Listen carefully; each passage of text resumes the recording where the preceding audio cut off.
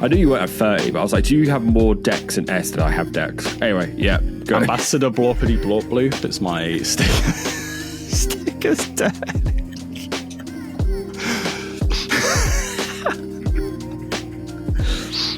I don't know why that got me. Yeah, go on.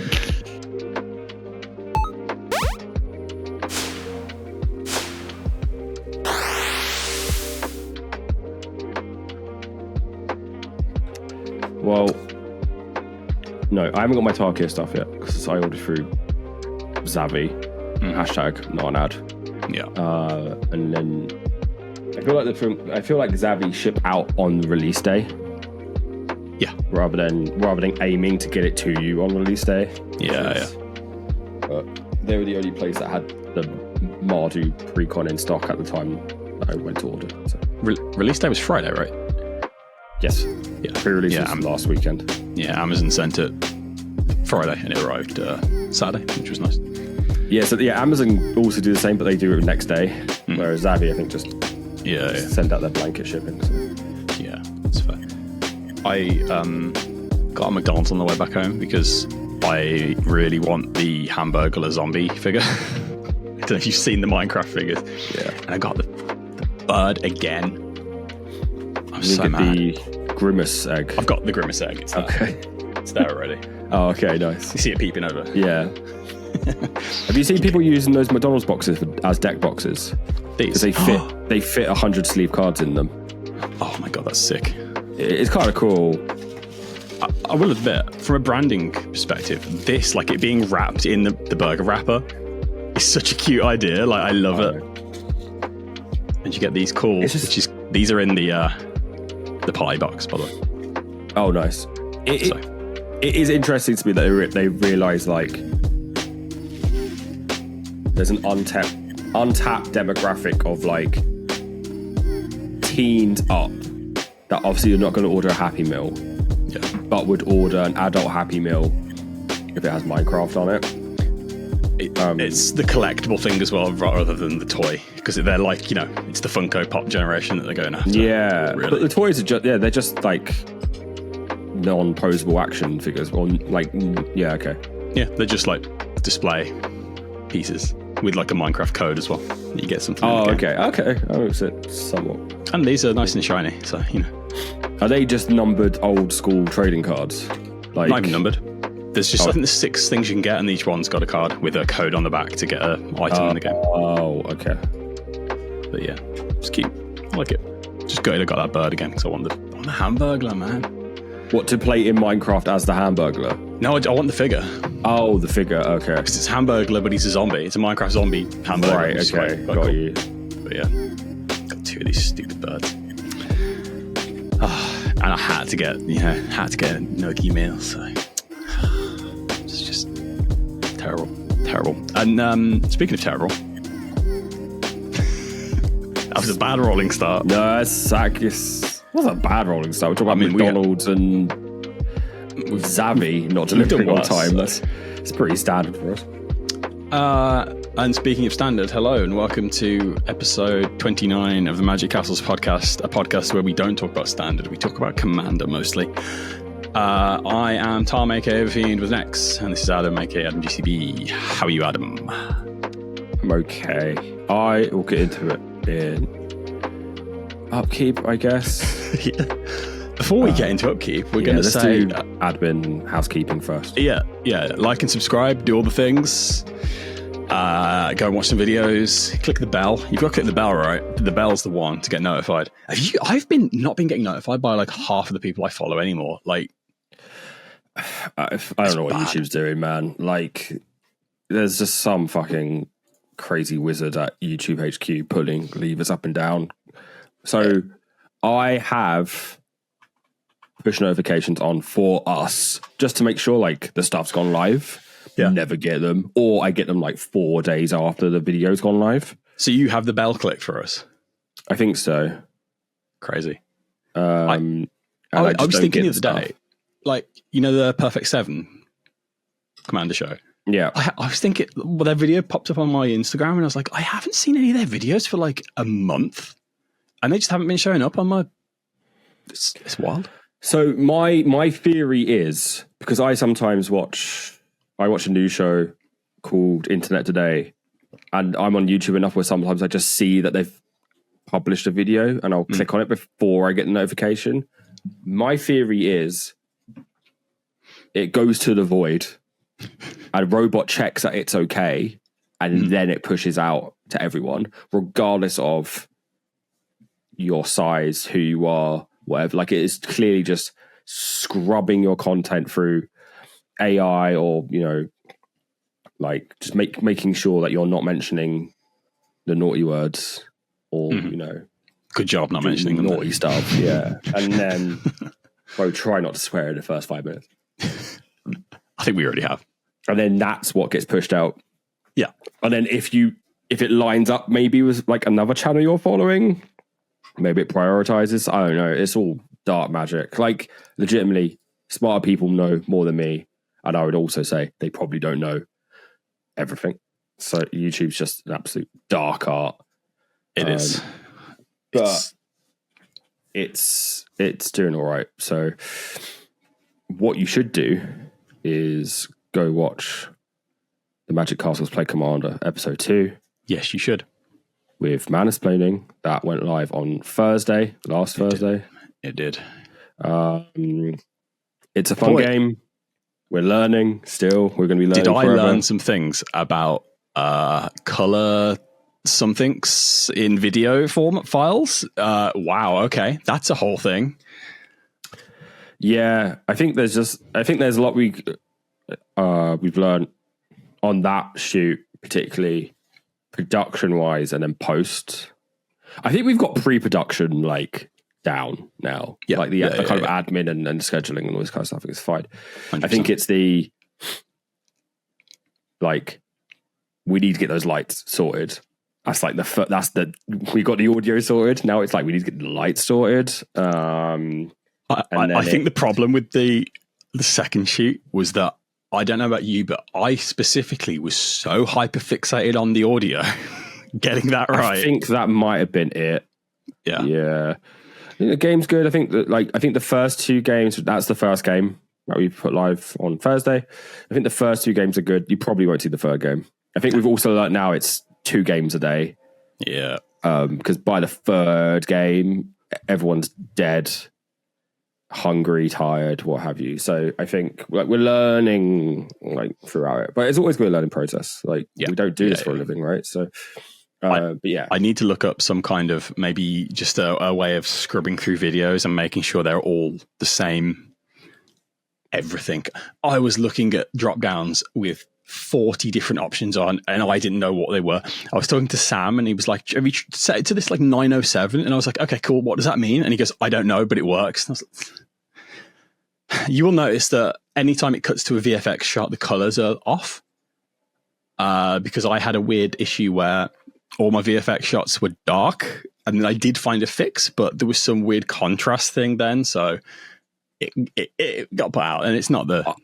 I don't think you can tell because the effect shots are there's a lot of movement in them, and they're quite quick. So it's quite hard for you to be like, oh, that looked weird. Like, I'm a pretty good stickler for like, that looks weird. Like when it comes to like visual effects now. And I couldn't tell looking through it. Also, because we're only outputting at 1080, because that's what everyone else does, and why would you? No one's really watching Magic content in 4K yet. I don't think it matters too much. Yeah, it's one of those things that I think I notice it because I've been staring at it for so long, and I think maybe if you on the second watch or the third watch, which I mean you should be giving it 2 or 3 watches at least. Just loop it. You might notice it. But yeah, I also think there were some really funny bits in that. I'm quite proud of my jokes. I liked my my white border meme of you. I thought that was really good. I was really proud of that one. Yeah, no, it was good. I think the editing's great in it. And the Simic sick joke. I had to go very good. I think like we know what we need to improve on. And that's the first step. We know what we need to improve on. And I think the fact that we know we need to improve stuff is what helps us like, you know, keep pushing forward and go, okay, this is what we need to make sure. You know, building a mental checklist of like, is the audio up? Are the lights too harsh? Is Adam's energy drink just blocking Sam the entire time? Like, these are things we need to keep an eye. Because the thing is, in that shot, it looks like it's Sam's energy drink, but it's not. It's mine. Because I was like, wait, because there's a bit. I was like, why is Sam's raid blocking the shot? What the fuck is he doing? And then I just take a massive swig from it, and I'm like, oh, it's mine. Oh, okay. How's that happen? So yeah, I also think I framed the shot of you and Sam when you were playing Silly Buggers, and I should have said just sit like normal human beings, and then have you come around and check the shot again, which I don't think I did. I think before, on the first episode, I framed up you and Eve, and then you came and checked whilst Eve was still sitting there. Yeah. So I think we need to. So that's why, like, the shot of me and Jake's perfect, and then you and Sam look like hobbits. So we need to. It's a thing we need to work on. We know. So it's fine. It didn't help that I think Sam is very much. We were full like mischief mode in that recording the whole time. And you were both just like slouching, like I just kept slouching, and it was just like, guys, what is going on? But yeah, look, we know. I think the game's still good. It's still watchable. It's the right vibe. Like, it's just we are a stickler for production when we probably shouldn't be. But go ahead, watch it. Yeah. The game was good. The game was really fun. It was really good. I think everyone done stuff. Yeah, everyone was scary. Perfect. Everyone was scary at certain points. Everyone had a moment. Everyone kind of had an aha moment where they one-up somebody else. I made several misplays. But it's fine. Don't come to us for... people aren't coming to us for peak gaming. People are coming to us for the vibes and I will say that one is probably on me having been up since like 6, right? Yeah. So like that, playing complex X like that one, I'm not awake. Doesn't help. And also, there's like 3 moments watching back, I was like, why? There's like... There's the Tamio's safekeeping, not targeting my twinning staff more than once. And then the one that targets that gets countered when I don't have to target the talisman, whatever, it doesn't matter. There is one where I want the second spell. I want to play 2 spells per turn so Sam can connive. And then the Archfiend goes off. And I played Calamax first. When if I just played Calamax second, everyone would have died and Calamax would have come down. Yeah. And there's one where on the considered turn, I just get really greedy, and I watch this. Like, why are you being so greedy? Where I bin a Talisman of Legend, the talisman that allows you to tap a legendary creature. Yeah. Which means I can just tap Calamax the turn it comes down. So the amount of turns I have in that where I'm like, just play Calamax pass. It's like, if I had that up, it would have been like so much more impactful. So yeah, I think it's just, again, like I said last time, when you're playing for camera, your mind's a completely different place. When you're producing as well, and you've got 1,000 more things, you're like, I hope that camera's still on. I hope this camera's right. I think I've knocked that. I hope it's okay. You're not in the right headspace. I think people also forget that all these shows have judges. Like watching the actual game to make sure that's fine. And they also have like crew and stuff and producers and stuff to handle the bits that, it's a one-man show. I also think, and I've been on shows where they've done this, we don't roll back, really. Unless a guest asks, and like, hey, can I do this? We're like, yeah, that's fine. But like, for me and you, we won't roll back because it's just like, it takes up time. We'll just try and get through it. And also I think like, mistakes are what make the game human, and not playing optimally is what makes the game human. No one wants to watch ChatGPT play 4 CDH decks, right? So that's the vibe we're going for. Like, it's not going to be perfect play. We're not playing to win. We're playing to have a good time. Yeah, that's the most important thing I think about the show. So yeah, go watch episode 2, episode 3. In 4 weeks' time, hopefully. Our shoot's been delayed, but we're going to see what we can do. Yeah. If not, you may be seeing another episode with Mansplaining. We'll work it out. We should move to Upkeep. Yeah, Upkeep. What have you been up to? I've been playing a lot more Beyblade. I got the new ones arrived Friday, I think, finally. So that was fun, getting to grips with the new stuff. I had a tournament today. I've just come back from it where I got 5th, which I'm quite gutted at, but it's one of those things. It was good. Just hanging out with everyone's great. It's the same crowd again. So, we're all just sitting about having fun. Still love it. It's great fun.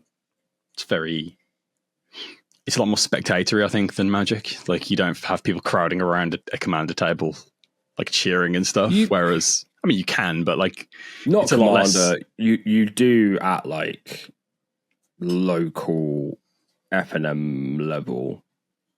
I've never seen that. I don't know what vibe you're having, but we used to have people birding all the time. Oh god, no, I've never seen that. Yeah. But yeah, so yeah, that's good. But this isn't a Beyblade podcast. My Tarkir stuff arrived, as I said, on Saturday. I opened a bundle box in the Sultai Precon, and it was the most joyless experience I've ever had with Magic. I think I enjoyed Aether Drift more. Just skipping to the rare, looking at the rare, being like, Yeah, I think that is common for wedge sets, or because the commons and uncommons are typically signposting you into draft archetype, more so than normal. And these draft archetypes are very clearly laid out and quite aggressive in that. So, like, a Mardu card, really 9 times out of 10 in this set is for Mardu, either building Mardu in constructed or Mardu in draft to this set's mechanics. So I don't think there's enough like general good stuff is the thing. I think the monocolored stuff does push it a little bit into like all the monocolored stuff feels like general good stuff, but the free color stuff and some of the 2 color stuff, but the free color stuff especially, which is actually a lot of, I think I'd have to check, but I'm pretty sure this has more representation of free color stuff than old Khans and maybe even new Capenna. So I'd have to go check. Every single pack I opened had white, blue, red, black, green, or black, red, green, whatever, in that order. Right. Then 3 other cards, and then I think it was 2 3-color cards. So it's clearly they're pushing a lot of the 3-color in the packs. Have you seen? There's like, I think it might even just be North American boxes, but like there was a massive fuck up with the special guests printing.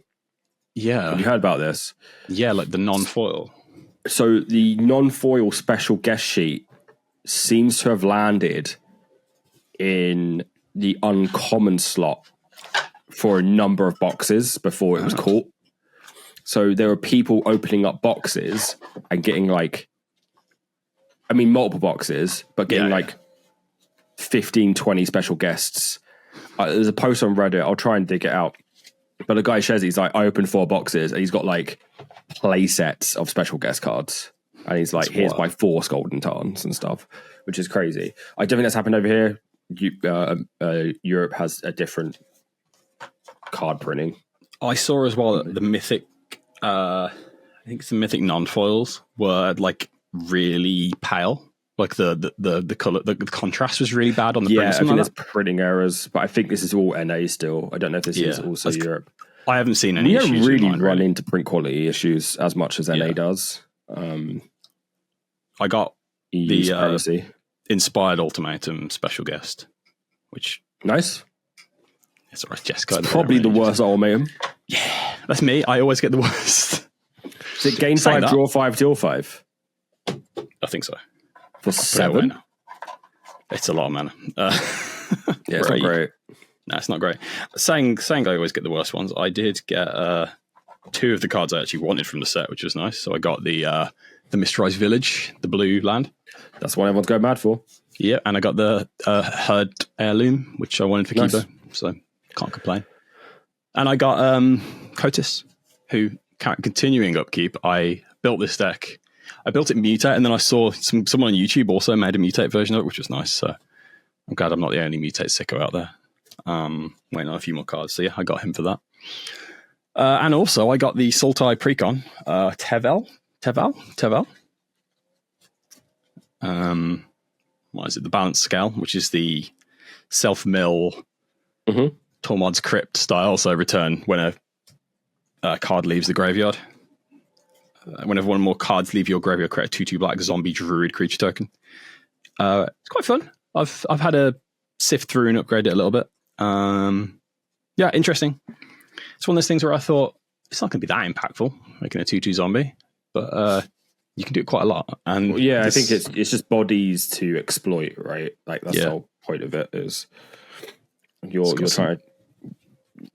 The issue with Sultai, especially the blue and black part, is they want to use bodies to keep the engine going. But how do you do that? Or with this, you make 2/2, dorks that you don't really mind laying waste to. So that's cool. Yeah, it's how much are you planning on changing it though? I've taken out a lot of cards and I've just upgraded it from my collection that I have. Okay. It feels good. I've tested it a few times. I've thrown in like Mothman. Great in this. Nice, yeah. Like Hedge Shredder. Yeah, there's some really nice cards in there as well. This Grave Reaver. It's like the Hedge Shredder, but for creatures. So whenever you mill cards, you can return a creature to the graveyard. Okay. To the battlefield, sorry. It's cool. Yeah, there's just some interesting stuff in here. I might keep it together. We'll see. Because we're having an intervention today on my decks anyway. Yeah. It's a pre-con, it doesn't count. What else? I think that's it, really. I've been ordering cards here and there, upgrading a few decks that I particularly like, but nothing really too exciting. I haven't played Magic since last episode, I think. So, no. How about you? I, like you, have not played Magic since last episode. So last weekend was DIY hell,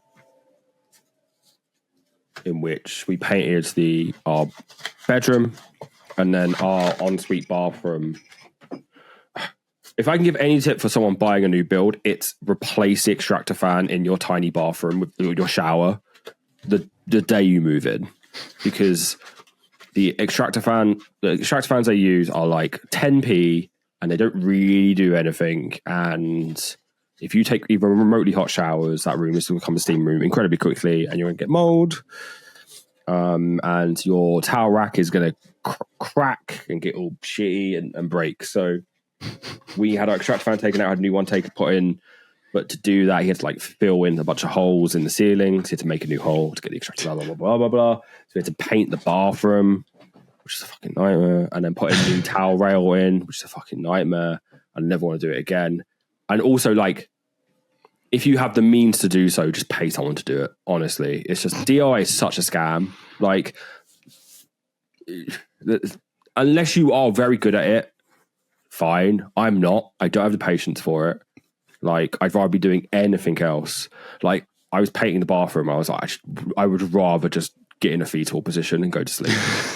Like, it's horrendous. It's just so boring, and it hurts. Like the next day, so we painted the bedroom day 1 and the bathroom day 2, and like my hands just like they're sort like DOMs, like offset, delayed muscle like soreness, like just like I had DOMs in my hands because it's like your hands are just doing so much motion than I used to.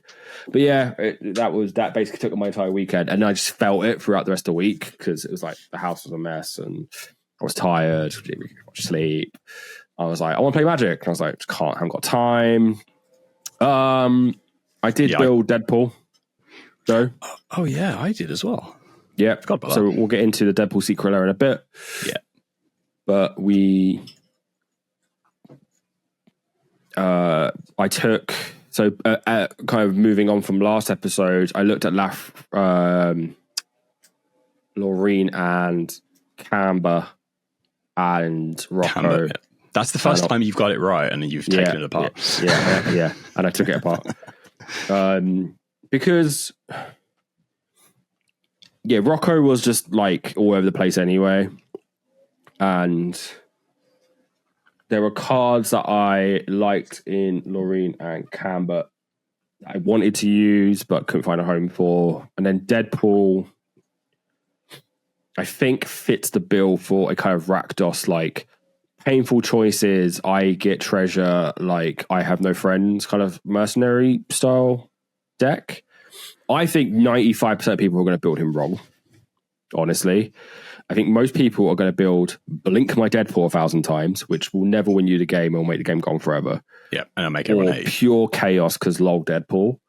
I'm seeing a lot of people do clones as well, which don't think it's good, honestly. I think you want, like, you're never going to win.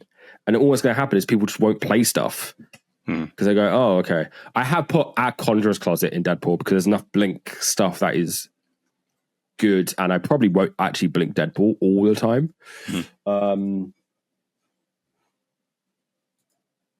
But, like, yeah, I think Deadpool as a card, and we'll talk about it in detail when we get to news, is really bad at winning games. Yeah. So you need to make sure that you have enough stuff around him to kind of push the game forward. And if you're playing Warp World, like, just get off my fucking pod. Like, Same.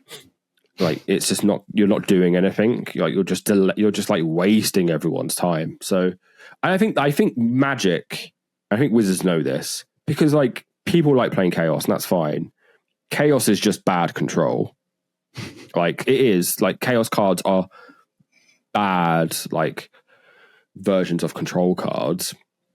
But I think Wizards have got a lot better at printing cards that disguise themselves as good cards under the guise of I'm Chaos. So like Prisoner's Dilemma and like Mob Vote, they feel chaosy, but like they basically have a pretty normal set floor and a high ceiling without being like the floor is no one plays with their cards anymore. Everyone's got, like, you know, the wrong cards, and we have to do an entire admin session after this game. And I think, like, those are the kind of cards that I want in Deadpool. Those cards are also just one and done as well, unlike Warp World, which just ruins the entire game. Yeah, that's the other thing. So, what's the red one from Gatecrash? I know the one you mean. They also like that one. I used to play that one, and I think I played like 2 games of it, and everyone was like, "What are we doing?" And I was like, "I don't know what I'm doing." And then it was a bad time all around. And then I took it out because I was like, I feel like Chaos is like that archetype that everyone builds like once. And everyone plays against it once and is like, no, never again. Yeah. I also think things like Mob Verdict and Prisoner's Dilemma, that feels a lot more Deadpool-y. Like just a one bit of, and then carry on. Like, yeah, like try to turn people against each other and then just like kind of moving on with it. Whereas I would Possibility say Storm is the card I was thinking of. Warp World and Possibility Storm are like the unbearable guy who likes Deadpool, you know? Yeah. And like, look, if that's your flavor and your pod's happy with that, fine. But for me, it just feels like, you know, I've only got so much time to play Commander, and I don't want to be like, me to read War and Peace. That is the card Possibility Storm, and try and work out what's going on again. And it's like, it just halts the game. So I built Deadpool. I'm weighing on my Deadpool cards. I looked at Animar briefly. I cut some stuff. I need to get back to it. I keep toying with Animar, which is like, do I want to make it fully elemental? Or do I want to make it like, this is kind of big, silly, dumb stuff that I can cheat in for cheap? And I think I'm leaning towards the latter. Like, I've looked at the elemental stuff and I'm like, it's just another typal deck. I don't need another one right now. And elemental isn't really a type that calls to me. So Animal will probably be built next episode. And then, like I said on the Rolling Start, I'm waiting on Zabby to give me the Mardu pre-con because I'm going to build Zergo, the pre-con, the face Zergo. Yeah. Because I think that's fun. I think it's going to be quite a popular one, but it's fine. I think I need to look at the lists and decide what I want to do. I think the Zergo in the proper set doesn't look interesting, but we'll see. And then game stuff. I'm going to talk about because it feels Magic adjacent. I've been playing Blueprints, which came out Friday. I've already put like 10 hours into it. Blueprints is a puzzle game where you are the nephew of like this rich baron. Blueprints. Not blueprints. But it is a play on words of blueprints, which I'll get to in a second. Right. So you are like the great grandnephew or whatever. You're related to this baron who's died. Right. This baron is known for being a bit of a trickster and a bit of a puzzle king, a bit of a puzzle edgelord. And basically to inherit all his wealth, you need to find this like secret room in his house. The way you find rooms is by you go through a door and you draft blueprints. So you will go through a door and it will be like you pick one of 3 rooms and those rooms have effects and that allows you to move on to the next room or what have you. The twist is you only have so many room entries a day, and then when you finish a day and it goes to night, the house resets completely. And like nothing is where it was. So you are basically learning like how to manage resourcing, how to manage like the rooms, like you're learning things in the rooms about the house because there's puzzles. So it'd be like, you'll get to like a circuit breaker box and this thing's got like dials and knobs on it. You're like, what does any of this mean? And then like you'll go into another room and be like, oh, this means this. And you go back and you play around with it and stuff. But so this is a notebook game. So I've bought a notebook for this game. And they just have the mad scribblings of just like, I think this means this, and then just scribbling it out because I haven't had a revelation later on. I do miss that about games. I used to love that back in the day. Legitimately, like, it feels like Tunic. It feels like Fez, Outer Worlds. It's one of those games. So it's nice. There's like no fret really. So it's quite like laid back and you're just like looking at stuff going, okay, what do I need? Sorry, dog is being weird and creepy. What do you want? What have I been playing? Well, I've been playing Monster Hunter Wilds. It's great. I'm using the Lance now. I've moved on to the Lance. Okay, he's back. But yeah, sorry. It's all right. This dog's being really weird. I don't know what he's doing. So yeah, that's Blueprints. It's out on Game Pass. It's out on the PlayStation Game Pass. Or what it's called. Out on everything. I'm literally going to probably finish this and go play more of it. It's just really chill, really laid back. I like games that are just like knowledge, no threat, lay back and chill. So that's been me really. Like legitimately, I've been playing very little Magic. I've been buying more Magic than I've been playing Magic for the last 2 weeks. Yeah, no Magic, but it's fine. I think there's more, hopefully more in the next 2 weeks. But we'll see. I think people will be wanting to get games in with Tarkir stuff. So yeah. Hopefully we'll get games in soon. I should move to news. Let's go to news. There's 2 bits of news. It's probably 3 by now, but there's probably more. But I mean, one of these will be out more than outdated. Yeah. By the time we air this. So, oh wait, I've lost one.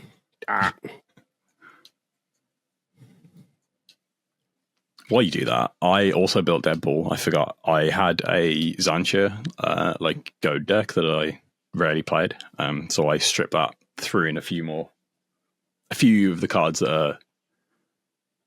I took out the cards that are very specific to Zancha, threw in a few more kind of goady, interesting things, and made it Deadpool. So I'm quite excited to try that when he arrives. Yeah, I think it'll be fun. I think it'll be a good build. All right. Let's do Deadpool first. So April Fool's Day. Everyone was like, wait, the Secret Lair site says it's down for something. And then they did like the redacted press release. And then very smart people tried to work out what it was. I think they got some of it right. I don't know. So they did. I saw a Reddit post where they had. So yeah, it was redacted, but you could tell the letters. So people, you can do regex searches on Scryfall. So people search for like the specific number of letters in, then space, then the letters, and they worked out. I think they got Blasphemous Act. I think that was the only one that's like set. That's out of those. Yeah. Yeah. So, then 5 o'clock, April Fool's Day, they release unannounced Secret Lair Cross Marvel's Deadpool, which contains Deadpool art for Deadly Rollick, Saw in Half, Blasphemous Act, Vandal Blast. Now confirmed, this bonus card is Generous Gift as well. There's Blacker Lotus as well. And there's Blacker Lotus as well. Do you get both, or do you only get one? You get one. Okay. Okay. You're going to get the reprint of the uncard, aren't you? Yeah. And there is Deadpool trading card, which is kind of headline act for all of this. Deadpool costs 2 black-red. It's a 5/3 legendary creature, mutant mercenary hero. As Deadpool enters, you may exchange his text box and another creature's. At the beginning of your upkeep, you lose 3 life. 3 sacrifices creature, each other player draws a card. So you swap him, and then they get the bad stuff, and then they have to do the sack this creature, etc., etc. So yeah, I think this is cool. I think the fact that we've both built him, I think more people built him, is telling. These Marvel Secret Lairs are stressing me the fuck out. That's what I will say though. Like it just feels like they are the closest to like concert tickets that Magic is getting to. I think it might be as bad for Final Fantasy. The only thing against that is the Lord of the Rings, Doctor Who, Warhammer, and Assassin's Creed Secret Lairs have all been bad, and didn't really set the world on fire. Mm-hmm. The only Doctor Who ones that did set the world on fire were the mechanically unique David Tennant and Neil Patrick Harris ones, basically the Christmas Doctor Who Secret Lair 14th Doctor. Yeah, which is now. Have you seen the prices on those? It's crazy. Yeah, I was looking for that because I was thinking about doing it, but goddamn. Great. Yeah. But yeah, these Marvel Secret Lairs stress me out to no end because I want them. So yeah, this is cool. We'll get into it in a minute, but like they do the SpongeBob drop. They do the Chaos Vault 2 tokens drop the day after. And this was like 3 days after? It wasn't long. Yeah, I think it was 3 days. 4 days after? It's wild. So this one has a slightly less it doesn't sting as much for people who couldn't get it because WPN stores are getting the non-foil version. So I think these are going to be more plentiful than the original Marvel Secret Lairs, which were a nightmare to get. Mm. So yeah, it is what it is. I think now it's just like expect a Secret Lair to drop on April Fool's Day every year, because I think they did one last year as well. But then also we are no longer confined to the quarterly drop cycle. It's like stuff might just come out and you have to be ready to deal with that. Much like this, which was teased 2 days after Deadpool.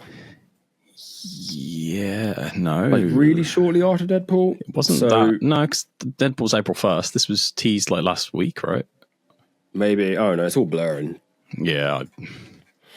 It was teased before because the creators involved got their invitations earlier. Oh, I did. So they all posted on social, hey, I'm doing something for Secret Lair. And everyone was like, oh, it's a commander deck.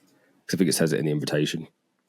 So I might be getting my timeline a bit mixed up. But yeah, these were teased out pretty soon. So everyone's invited is a Secret Lair commander deck that is coming out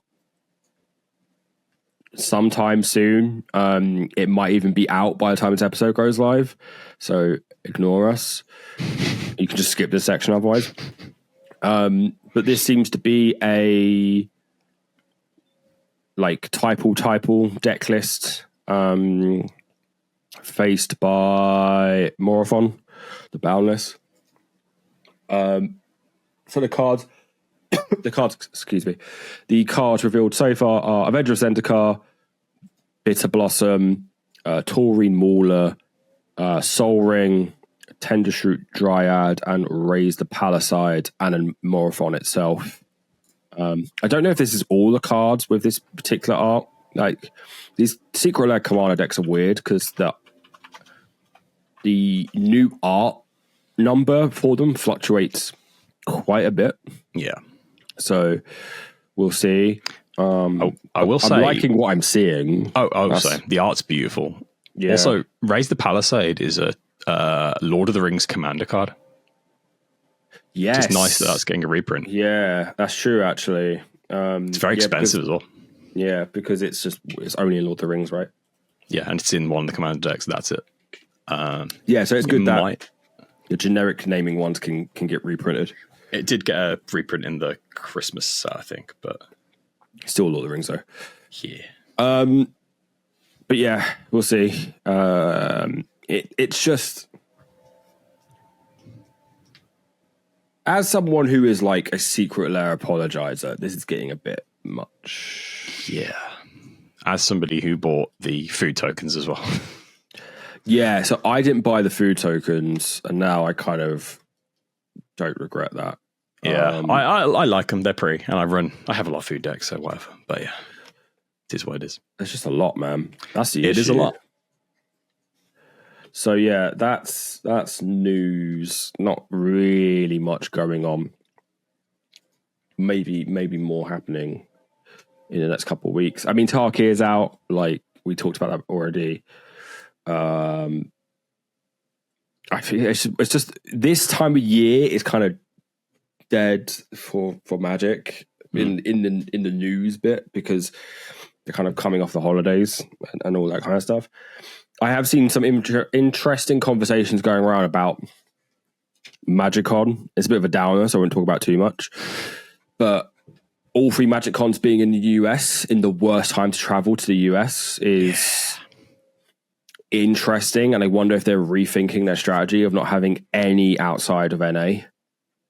Not even Canada, just US, right? Like, so I wonder if that means next year we'll see Canada, APAC, Europe, or maybe one in NA or what have you, because people are just not going to go to the US given the political climate, which I think is totally valid. Like, don't travel to the US on a work visa. It's the worst thing you can do right now. I have friends in the comic book industry who are like, I can't do conventions because the way they save money and the way they're able to afford these things is they'll do multiple conventions in the continent over the case of a month or 2 months. So they'll do like Mexico, US, Canada, and trying to travel between those countries on a work visa is an absolute fucking nightmare. And it's probably very similar for Magic artists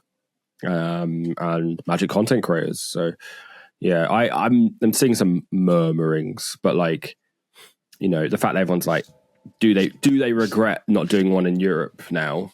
Probably. Like Amsterdam was so big for them. Yeah. And now it'll be really interesting. What I do hope this doesn't do, and I'm sure they'll do numbers anyway because the US scene is absolutely massive. But say like they see a downtick in numbers, because also MagicCon's fucking expensive. Like regardless of where you are, I hope it doesn't kill off the entire idea by, Hasbro man sees number go down equals bad. Is the thing I'm worried about, but we'll see. Anyway, less downers. More downers. More downers for you. Let's get rid of some decks. So last episode, we ranked which decks I should take apart. I already got ahead of the curve and took 2 of them apart. So I'm down to like 30 something, like low 30s. I will say I have taken one of these decks apart already. Okay, there we go. That's progress. So we are going to do the same for Tom. Now, warning. Tom has about double the decks that I have. Settle it. Yeah, so this we're going to try and be quick. We're going to try and not go too long. But Jesus fucking Christ. You got Cap in there twice, but all right.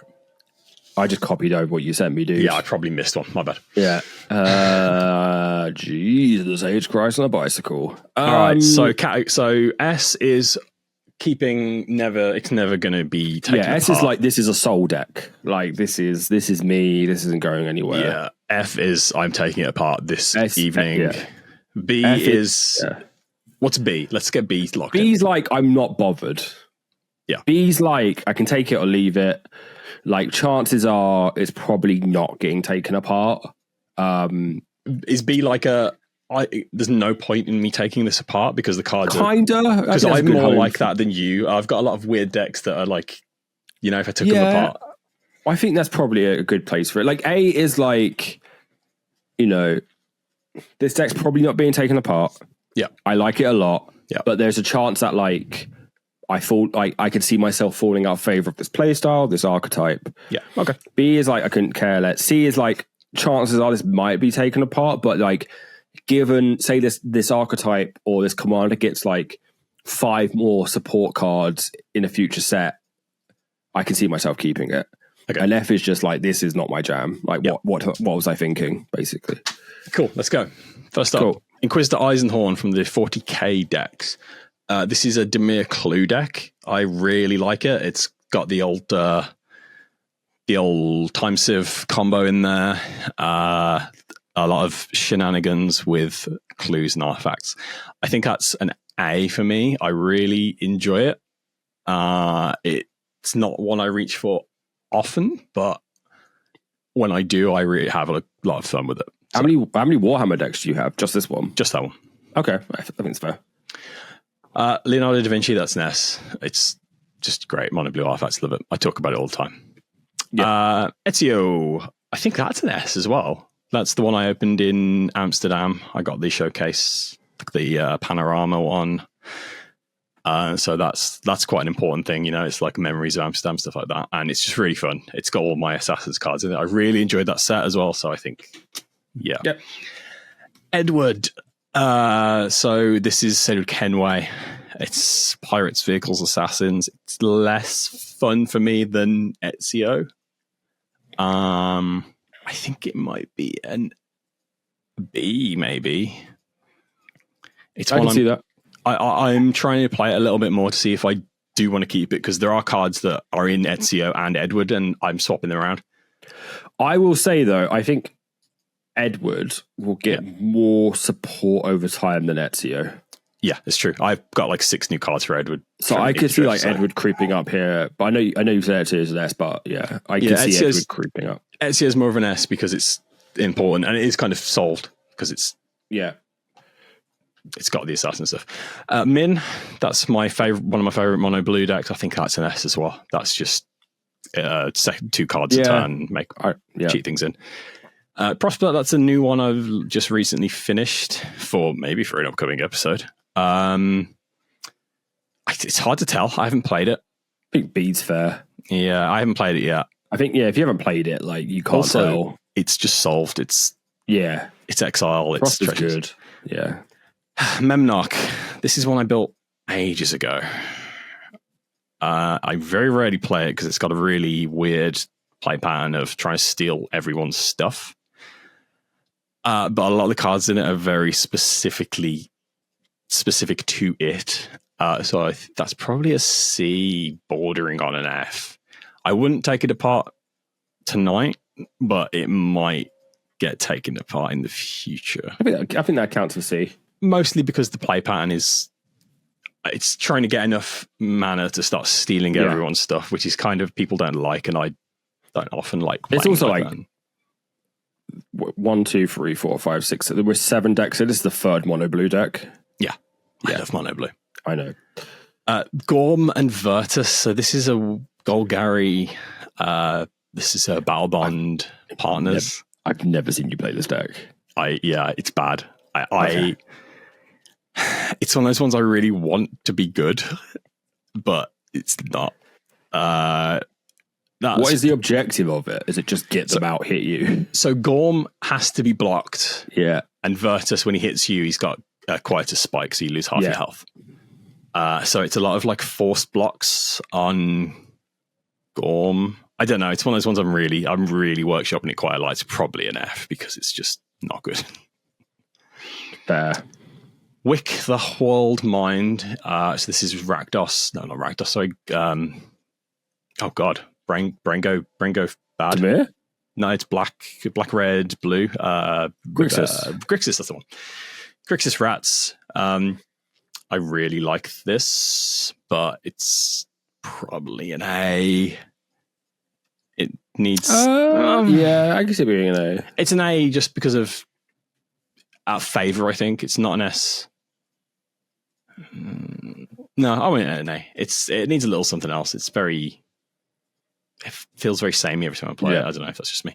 Eluge, it's another mono blue deck. So this is it's kind of like mono blue spell slinger, I guess, but also Voltron because I'm trying to crash in with a big fish. Right. I was going to say it's the only Blue and Burrow commander, but there's another one after this. And you put one in already. Oh, and I did Wick. I used to get Wick's Blue. You made 3 Blue and Burrow commanders. Yeah, damn. This is probably a B for me. It's kind of a feel bad because you have to knock people out one at a time, and I don't enjoy that. But yeah, it's just one of those things.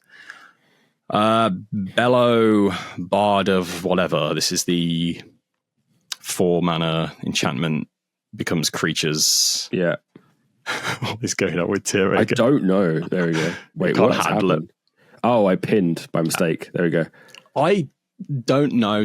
I really want this to work, but it always just suffers. It's so slow to get going. And yeah, I see people playing it and doing really well with it, so I don't know.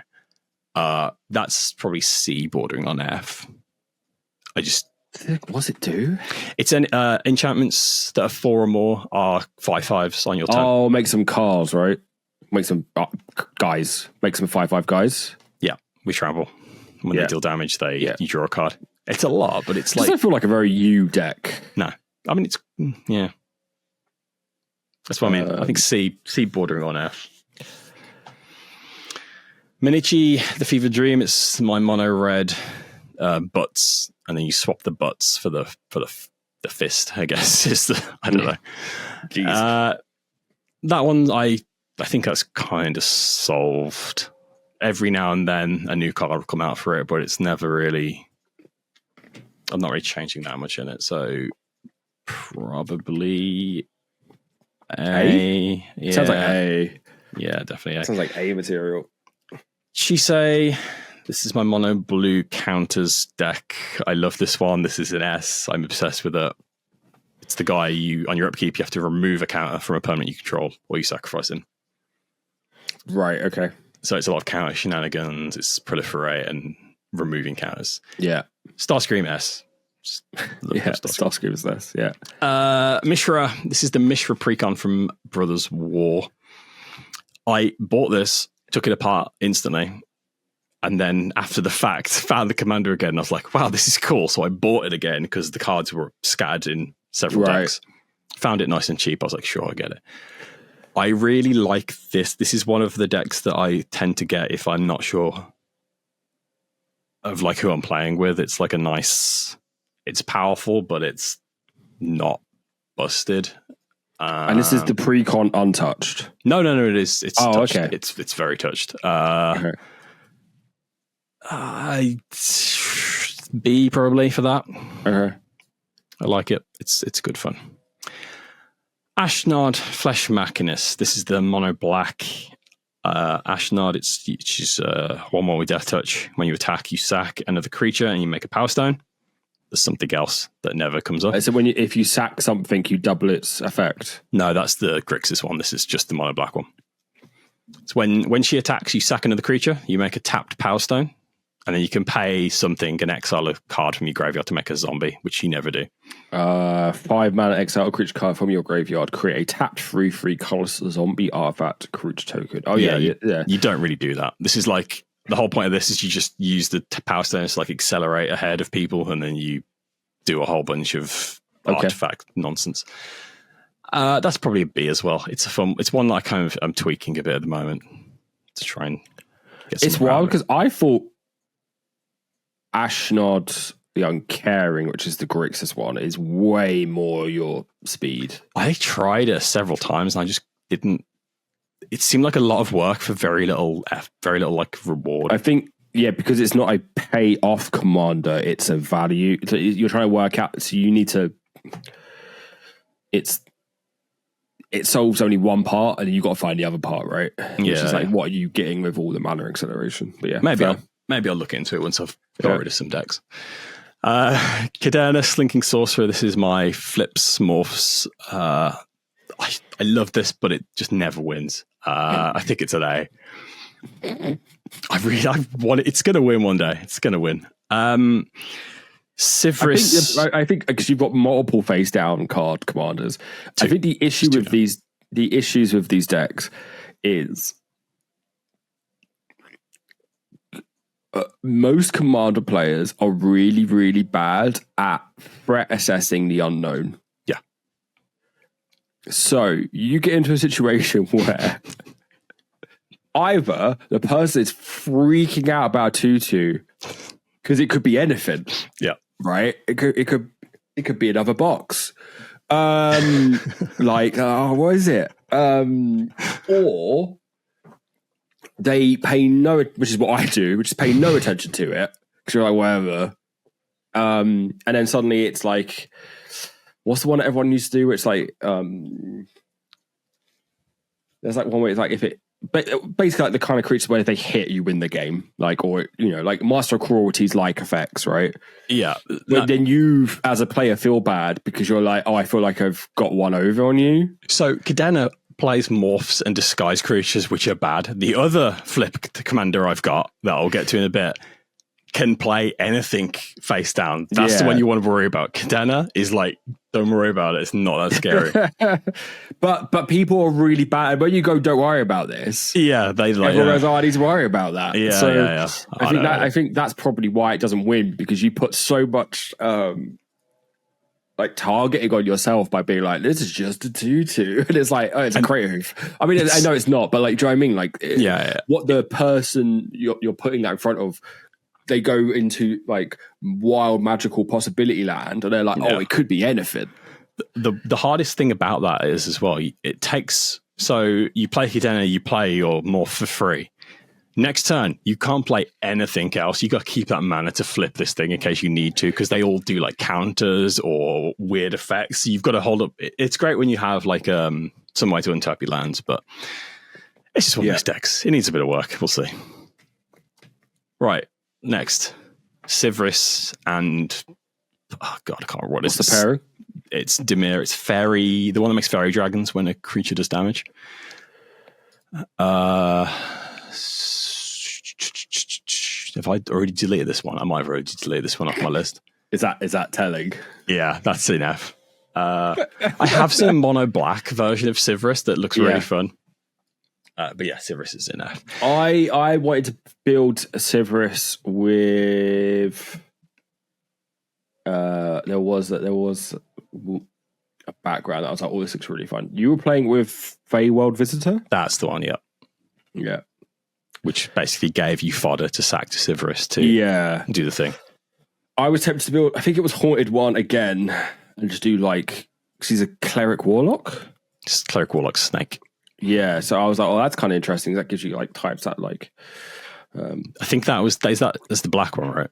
Yeah, Haunted one's the black one where commander creatures you own have, whenever this creature becomes tapped, it and other creatures you control that share a creature type with it get +2/+0 and have gain Undying. So you sack it and then it bounces back. So you basically play all the clerics and warlocks that have ETBs. Yeah, you do a bunch of stuff. Yeah, that's the one I was seeing, but probably won't do that because whatever. That's fair. I think there's also like there's another one as well. It's pretty good with it. But yeah, I can see why you took that apart. I kind of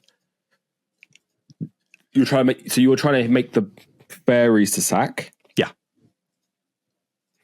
it's a lot. It's a lot of hoops, and it was you have to hit. The problem with it was people would let me have cards, and then I'd mill one of my win cons, and they were like, "Nah, you're not having that." And then I was just like, "Yeah." So that was the way it always went. Pretty bad. Next up, Kadira, Caller of the Small. This was a budget deck I built. This is the bunnies. She makes bunnies when you attack. Yep.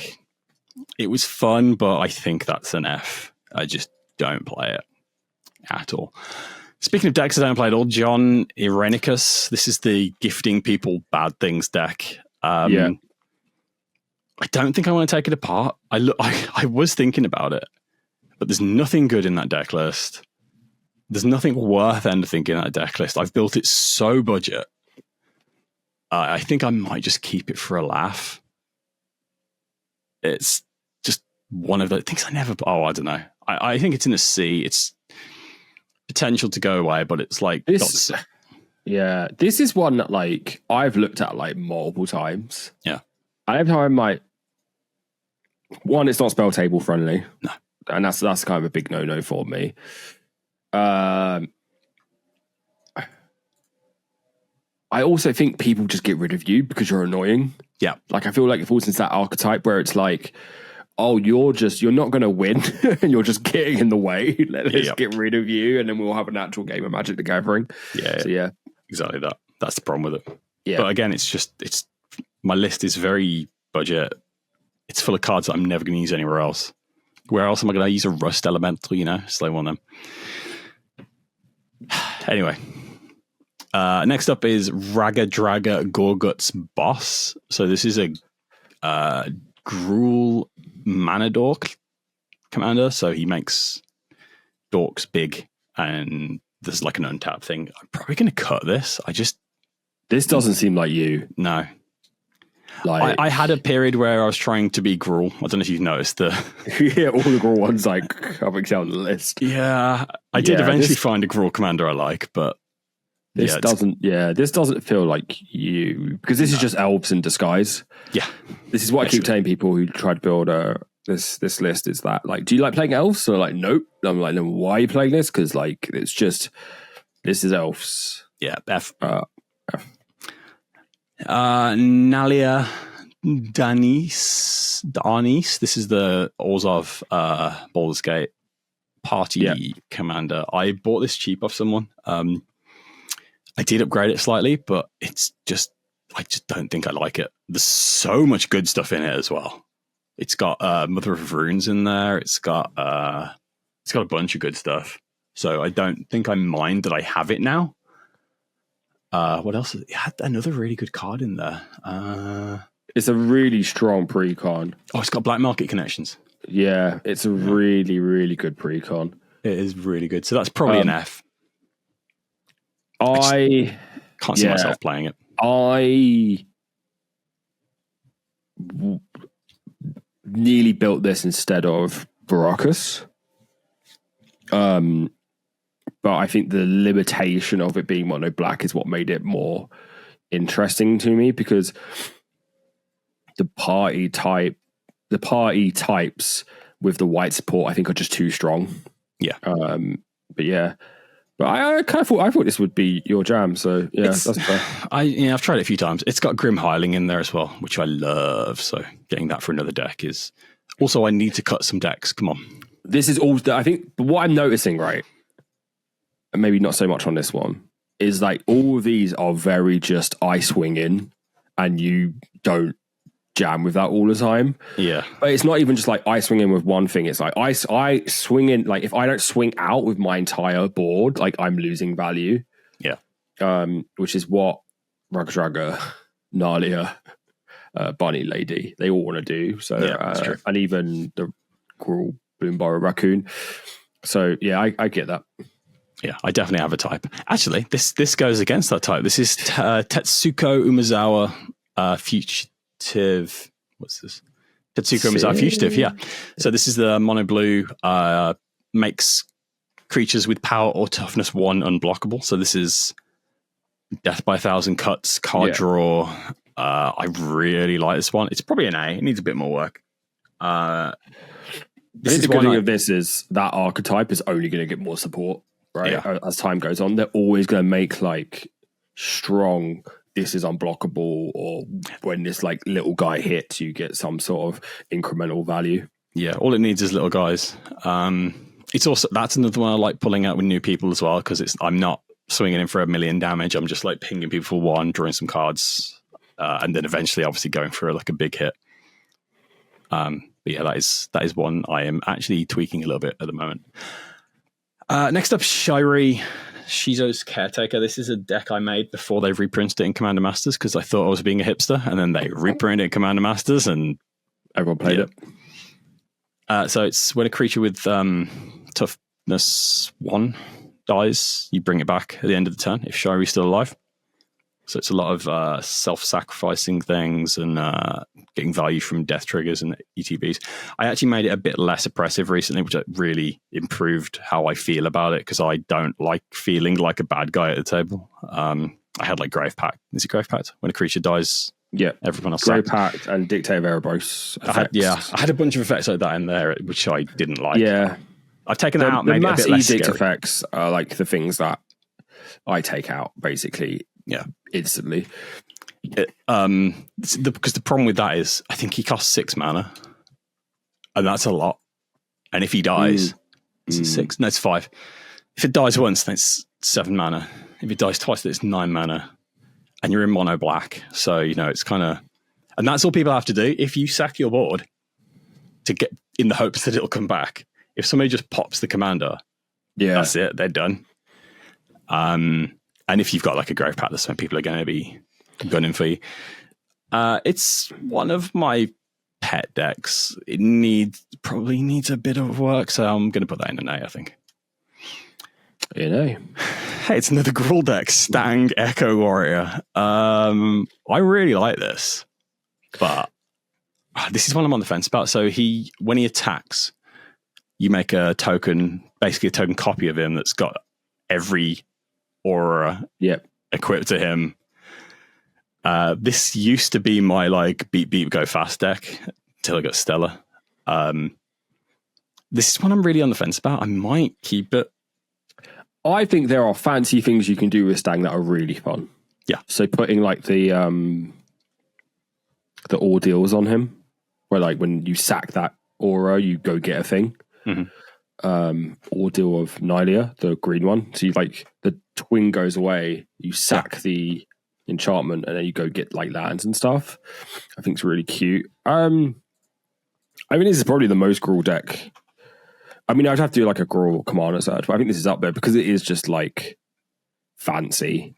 Yeah. Out of, like, it's not just turn guy sideways, make big. It's like it's got some different play to it for sure. It is very aggro though.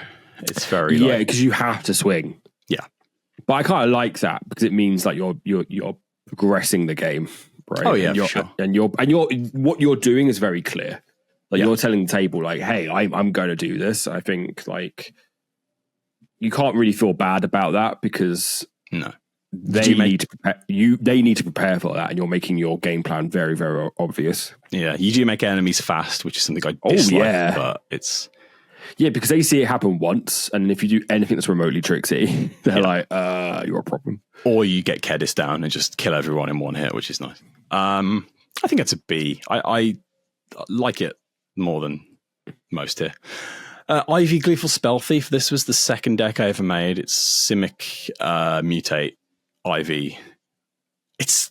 I've grown The to second understand. deck you ever made had mutated it. Yes.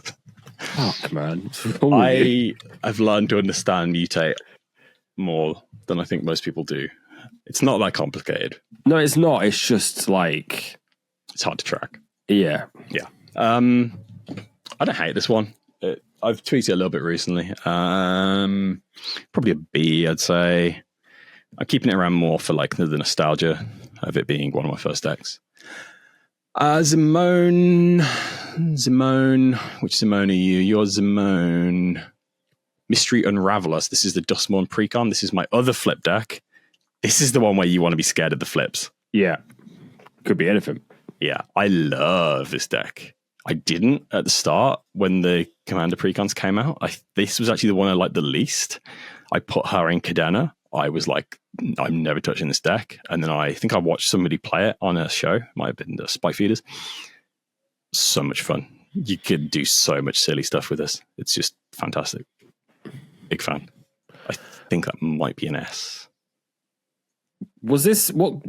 Did you play this in the second Manasplaining game? I think yes. Okay. I won't say what I'm going to say then. Yeah. We're like not even halfway through. Yeah, we'll go. Well, I'll pick up the pace a bit more now. No, it's fine. It's fine. It's all good chat. It's all good.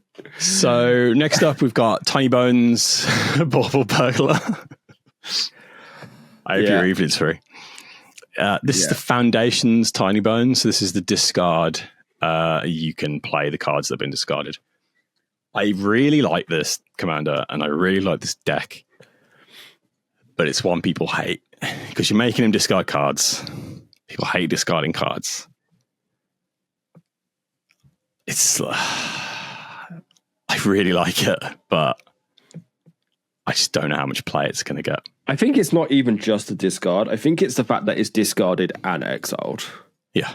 So it's like when it's like incremental discard, I'm like, whatever, it's fine. It's not the end of the world. It's, you know, if it's hitting my graveyard, a lot of my decks run some sort of graveyard recursion. Not all, but like, you know, chances are there are ways of getting that stuff back. I think it's like when it's that like,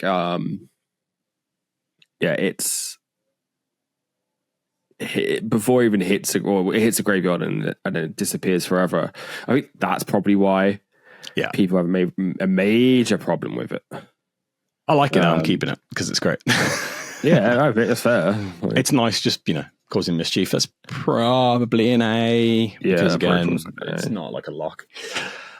Blind Seer. This is my mono blue color change deck. This is what I made for a Command Fest. It's Urza. It's Urza in disguise. Do you not know about this? This was one of my favorites for a while. I was kind of obsessed with it. You can change the color of a Blind Seer. Yeah. You can change the color of a spell. It broke Skyfall. Okay, sure. All right. Yeah. So cool.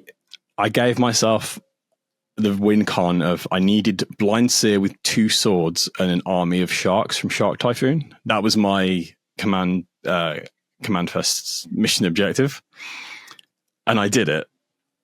And then I kind of kept this deck about because I felt I had to. This is getting taken apart though, because it's got so much good stuff in it.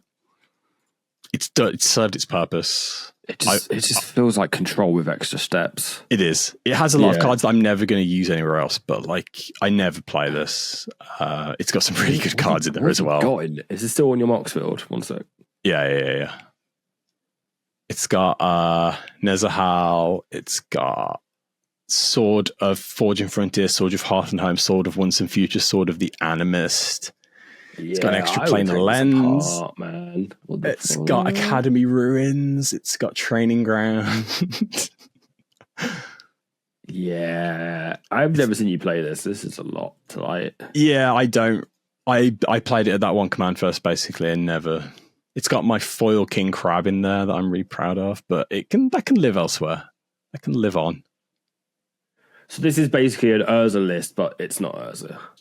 Or like similar to... Well, no, it's Urza in disguise. Blind Seer. He disappeared at this point and he hid on Kamigawa.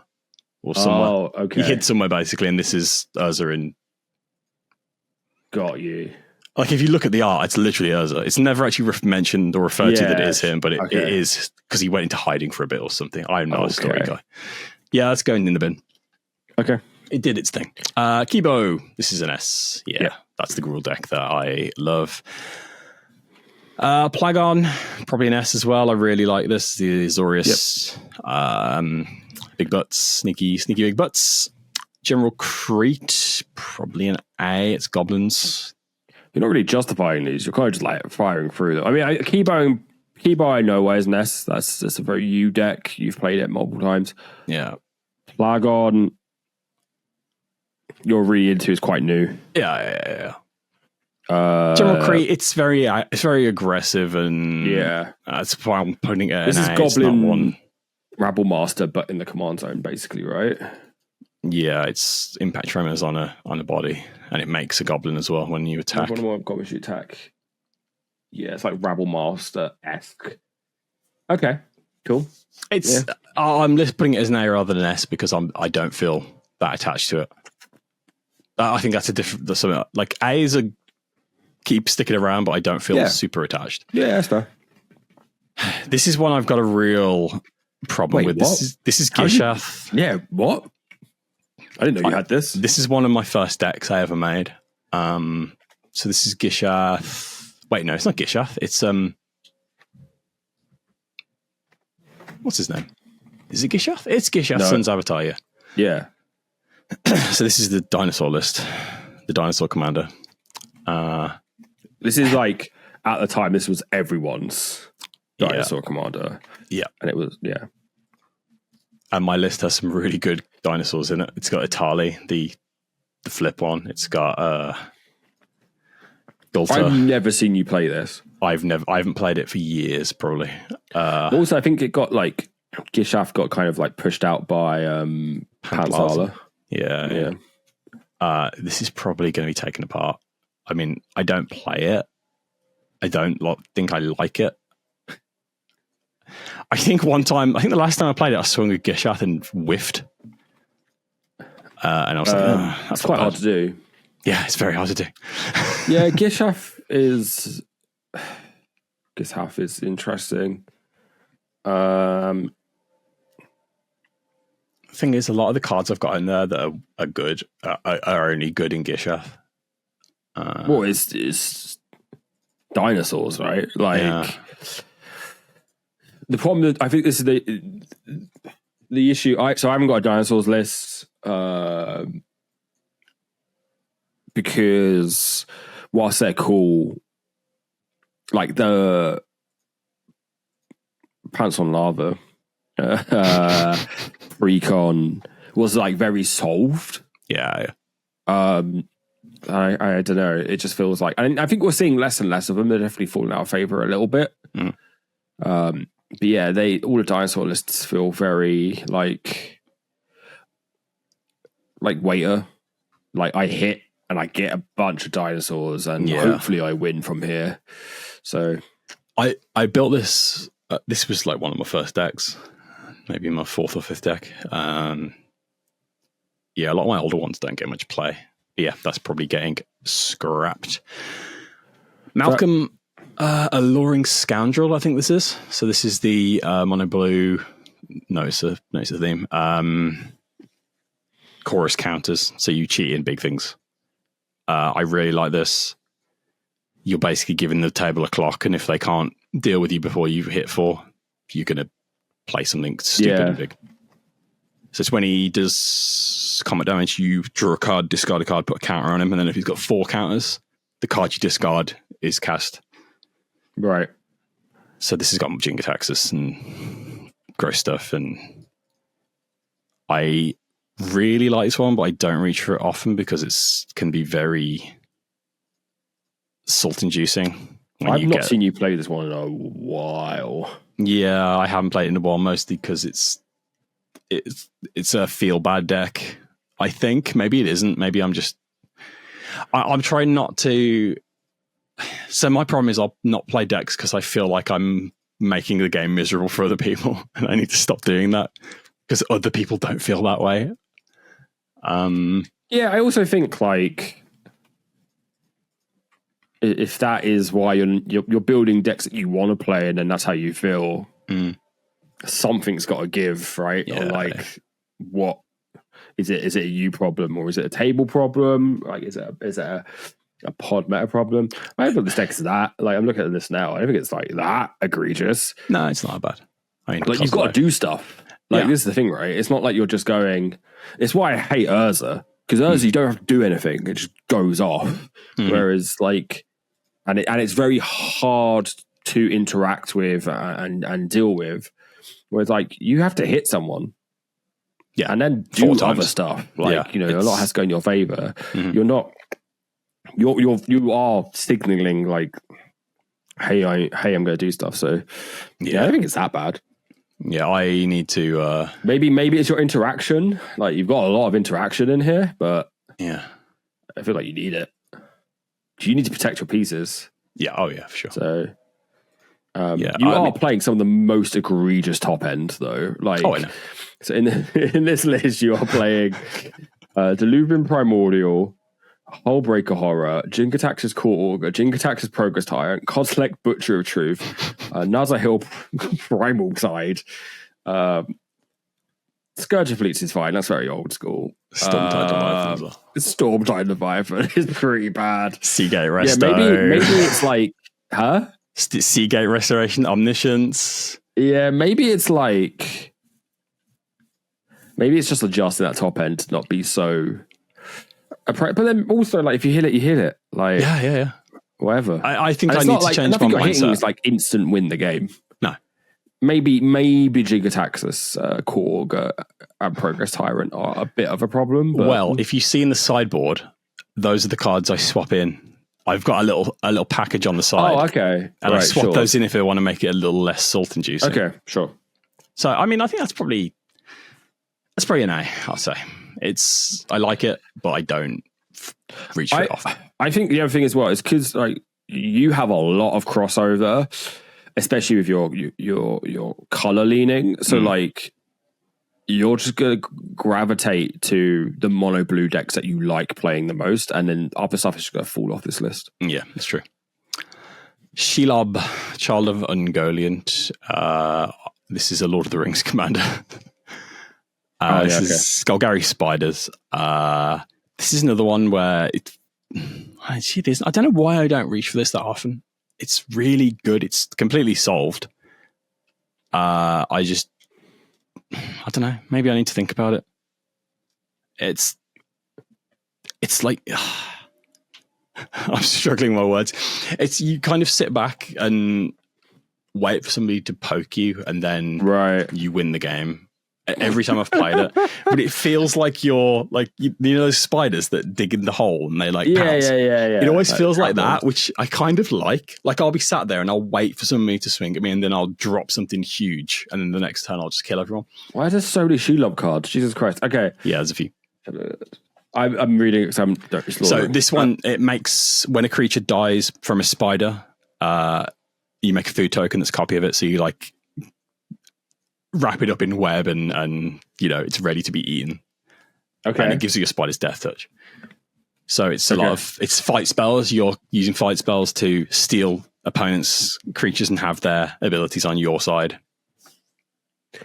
Right, okay. Which is quite fun because you're making food that are copies of the creature. So it is 6 mana, like it's fair. Oh yeah. It's definitely I mean it's got a lot of ramp, so it's easily doable. Sure. I think it's probably an A. It's good fun, but again, it's one I rarely reach for. Arcades.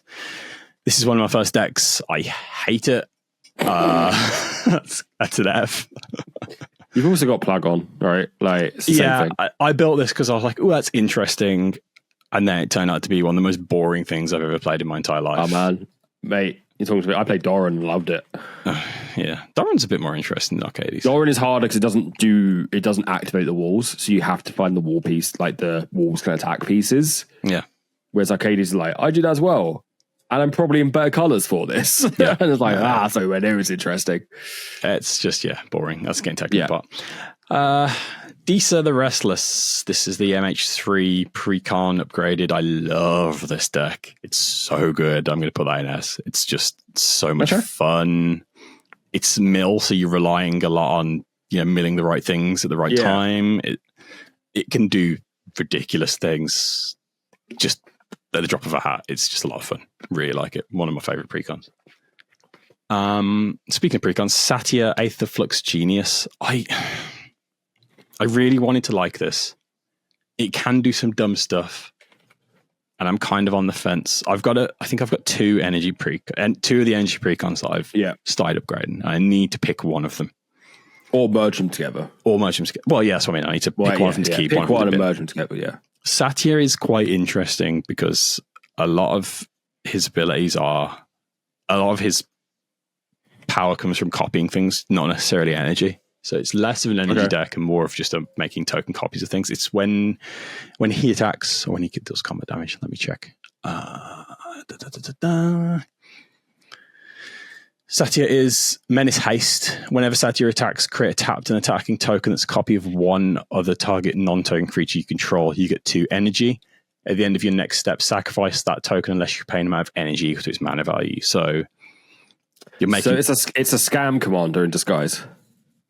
Yeah, but you're scamming stuff that's already on the board. Yeah. This is a tough one because again, I don't reach for it often, but I don't know why. Because every time I've played it, I've had so much fun. Let's put that in B for now until we get to the other one, and then we can have a discussion. Rocco. This is Street Chef. This is my Exile Foods deck. I've built this properly, unlike yours, which was your Chaos one. I really like this. It's one of the decks I tried to bling, so that's probably an S. I don't play it often. I don't know why. It's because you have Kibo. Yeah, but Kibo and Rocco have a lot of crossover. My lists don't. Yeah.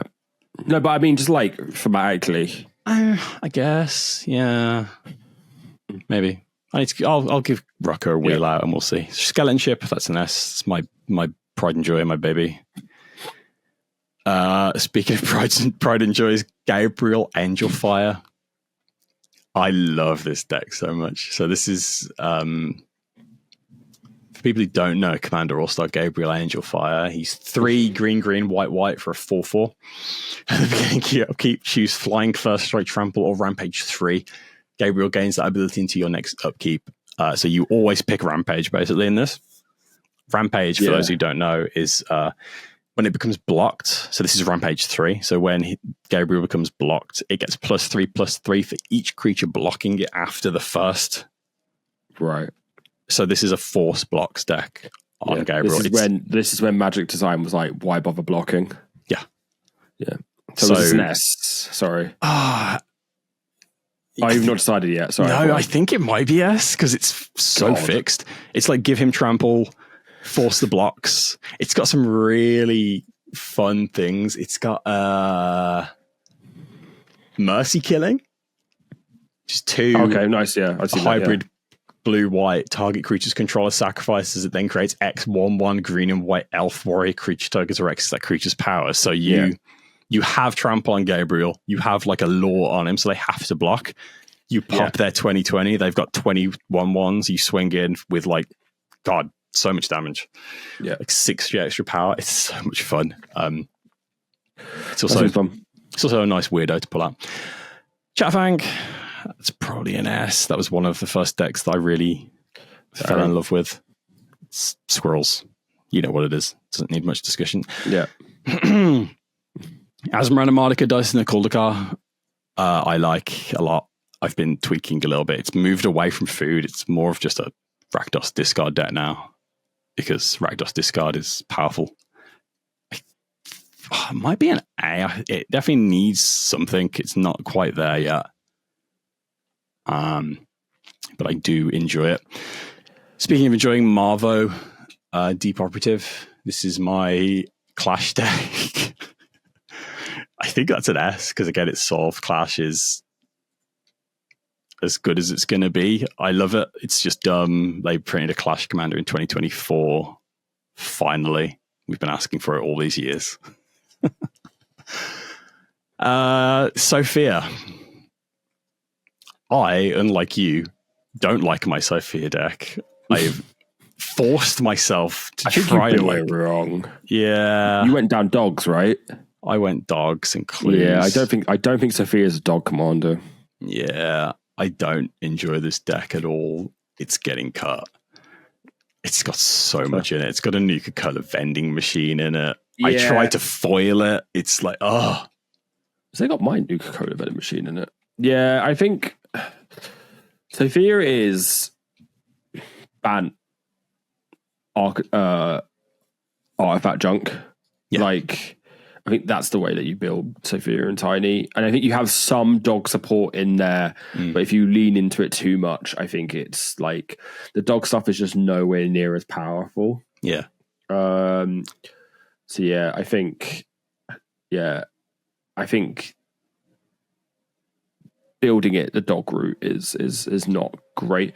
And like there is good dog stuff that's come out recently that buffs it a little bit, but artifact's definitely the way to go. Yeah, so that's going to get ripped apart. Some nice lands in there as well. Damn, okay. Yeah. Sparris headquarters. I need another Bant deck.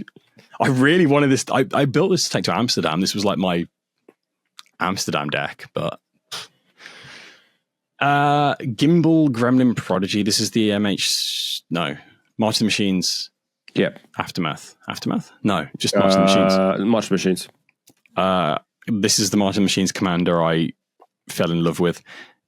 I still really like it. It's just one of those weird decks that you want to make a bunch. It is artifact junk, but you want differently named artifact junk. So he makes on your end step, I think it is, you make a gremlin that gets +1/+1 for every differently named artifact token you control. So you're making weird artifact tokens to try and make them huge. It's so much work. Yeah. We're making just a guy with trample. I would actually just ignore the second part. If I was building it, I would just build into like Teamer artifact creatures and then just it's just a nice benefit. And then whatever gremlin like it is a benefit. Like because but even then, like, that's boring as shit. But I don't know, man. Yeah, I think it's so much work. He costs 5. Yeah, he's a 4/4, which is an okay body. He dies to quite a bit. The creatures you control have trample is important. That's good, but that end step clause is just like, wow. The problem I have with it is after a board wipe, it's just like, I'll go fuck myself. It always seems to go that way. Yeah, I think what you want to do then is probably build it so it's annoyingly. This is a fucking Academy manufacturer deck, right? Yeah. So you play Academy Man, you get your free, and you always have those, and then you're at least making a free guy at the end of it. It's not even that good, even as a flaw. My thing is, but then you can if you do get board wiped, you can like Rise and Shine and stuff like that. Cyberdrive Awakener. I like every time a new artifact token comes out, I'll jam it in this deck. Like this deck makes 25 tokens right now, different tokens. Yeah. So, and again, it's not one I've spent much money on. I just, as I get upgrades for it, I jam them in. It's so many fucking hoops for like. It is a lot of hoops. I've got a 5/5. It does feel like a lot of work for very little, but it's probably a C. I don't know. I just like the little guy. It is good though, but like it is good with Rise and Shine and Cyberdrive Awakener. But yeah, do I have Cyberdrive? I don't think I've got either of those in there. Because all the stuff you have then comes to 4/4 with flying or trample, and it's useful. Yeah. Goro and Satoru. So this is Grixis. Yeah. I just don't know. I didn't know you had this. Yeah. You know this one, right? So this is when a creature you control that entered this turn deals damage to a player, make a dragon, 5/5 dragon. Yeah. This is very fast. I actually really like this deck. It's another one I rarely play because I think it feels very oppressive, but I guess that's just how it is, and I shouldn't feel that way. I think it's an A, B. It's a B. These like team up commanders were so pushed. Yeah. But yeah, okay, cool. Kamiz Obscura Oculus. So this is a Streets New Capenna precon. It's the white, blue, black. What's that? I can't remember. I don't know the house names. Obscura. It's the Obscura one. Yeah. This is a deck I am building as a playing against randos deck. So when you attack, you make a creature unblockable, and then you make it connives, and then you make a creature with less power have double strike. So this is I'm sitting down with randos. I want to play something that can do stuff, but it's not super. I'm not going to take over the table on turn 3. Whatever. Sure. And for that fact, I think it's an A. It can still have upgrades. It's not an S. But yeah, I really like in this deck at the moment. And I do think it's got legs as being like my go-to. Like, oh hi, nice to meet you. Yeah, let's play a game. This is the one I'm gonna reach for. Chishiro, Shattered Blade. This was the deck that got me into Magic again. I recently got it gifted to me. I took it apart originally because I didn't know what commander was, but somebody gifted it me. So I want to keep it simply because it was the first. It's not great. It's a Neon Dynasty commander, but it was the one that got me into it. So it's it's got like a sentimental kind of place. I think it's a B. It's just going to sit in a box and never get used. Sadly, it's not great though. Though the modified precon from New Capenna was just so shafted in comparison to the Azorius one. Like New Capenna, not New Capenna, Kamigawa. Oh, that is the one. Yeah. That's what I'm saying. This one was so worse in comparison to the blue-white one. Yeah. The blue-white one is like gassed up, and this one's just like make some spirit. That was the Shurikai, right? Yeah. Chishiro doesn't really do a lot, but again, it was the one that got me into it, so that's why I'm keeping it. Goshintai of Life's Origin. This is Shrines. This is my gardening deck, Shrines and Gates. I really like it. Just because it's a lot of work and it's a lot of stuff on the board and it's a lot to keep track of. And when it goes, it goes. It's one of those decks that can just blow up out of nowhere. Tatsunari Toad Rider. This is my... I can see you losing hope here. No, my lights will just dip in. Oh. Yeah, it's fine. It's fine. We're good. We're good. Yeah, the poltergeist has not taken over. It's okay. Anyway, yeah, go. Tatsunari Toad Rider. It's what is this? Sultai Mutate enchantments. B. I built it. It's a lot of all my mutate decks. It's probably the most much. Yeah, I will try it again and see how I like it because it's just a silly, goofy guy. Greasefang, Okiba, Boss, something like that. I think that's it. This was my third deck. I think I built this after Ivy because Kamigawa just come out. I love this deck. It's great. It's an S. Nice. I've never seen you play this deck. It's worrying how many decks you're like, this is this. I'm like, I've never seen you play this deck. I'll play it next time we have it. Satoru Mizawa. I built this very early on, mostly to get back at somebody who would always Master of Cruelties me. I put Blightsteel Colossus in. Is it Blightsteel Colossus? The Infect one? Is that Blightsteel? Yes. Yeah. I put Blightsteel in without telling anybody in the hope that I would just randomly Blightsteel them. The first game after I put the Blightsteel in, somebody joked like, wouldn't it be funny if Tom had a Blightsteel? And I knew I did. And they killed me before I got a chance to use it. This is probably an F. It needs to get taken apart. It's not very good. Okay. I was bad at building decks back then. Tameshi Reality Sculptor. Reality Architect. So this is Orzhov Artifacts. This is very oppressive, this deck. It's got a lot of like kind of stacksy stuff, so I don't play it often because it's kind of a feel bad one. Is this the bounce one? Yeah, bounce, and then you can get an artifact out of the bin. It's got a lot of when you cast a spell, when a player casts a spell, they bounce a land back to hand. Ooh. Yeah, okay.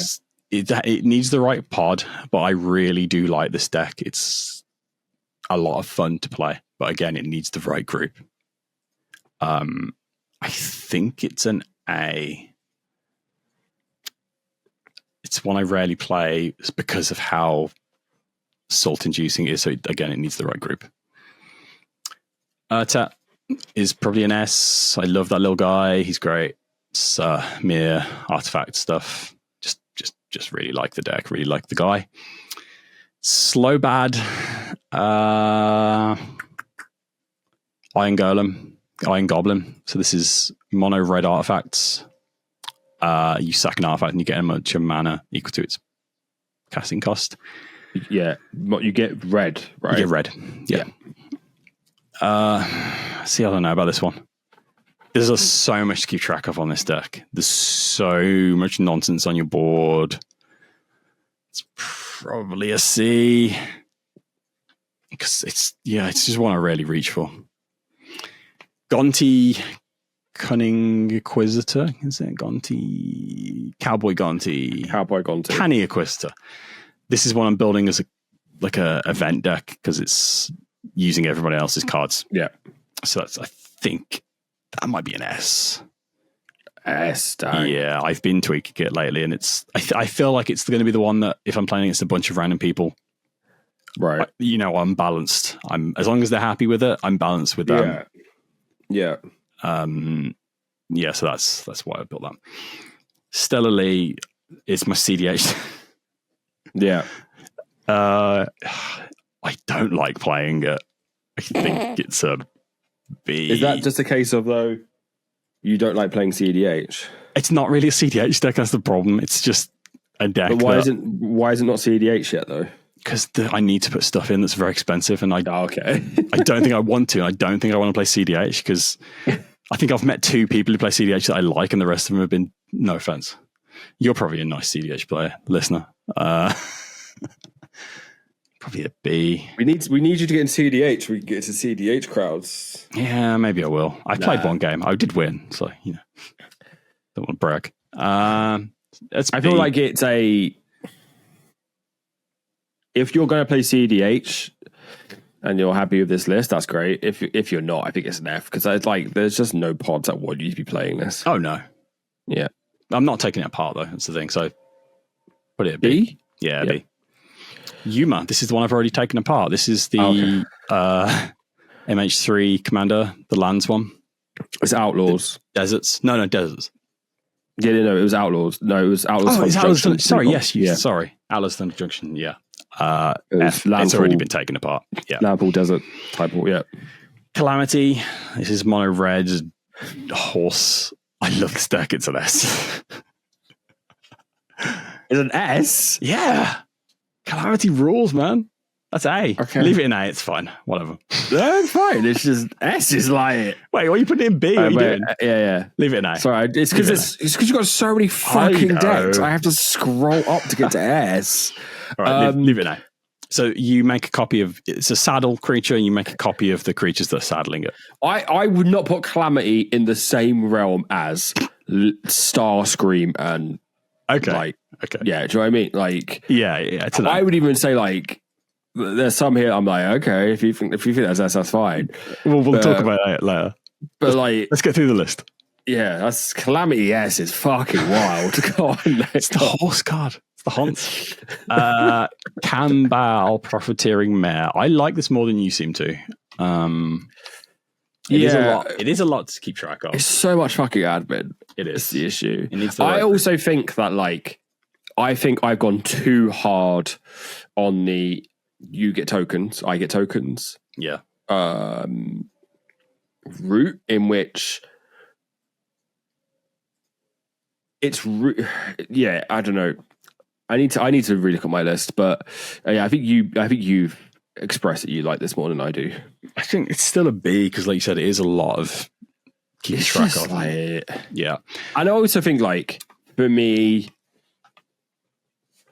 with the bulk of Magic that I play being on spell table these days, it doesn't like, work do you have a 1/1 like Lima? And they're like, what? Like, and then they have to either, if they haven't got affinity tokens, they're just like, no. Yeah. And then it becomes like a fucking, like, it just halts the game. Yeah, for sure. It's definitely not a spell table deck.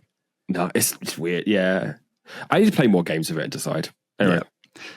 Liberty Prime. So this is my other energy deck. So Liberty Prime is very aggressive energy. Yeah. I find myself crashing into people for 8 a lot, which we've already come to the realization that I don't like that. So I do think this might get shredded and put into Satya. See, I was toying with the idea of swapping that for the other commander, because that one's more like a toolbox. Like you spend energy to draw cards and do things. Dr. What's Madison Lee. Yeah. I think that's a more card. Liberty's very... So yeah. Liberty's insane. It's also wild that those two cards are in the same pre-comp because they're trying to do very different things. Oh yeah. I think Liberty might be an F. Fair. Mr. House is an S. I love that deck. It's great fun. Sorry, I've got to move it into A and then move it up to S. You've got to scroll up twice. I've got to scroll the fuck up. Corona. Wild.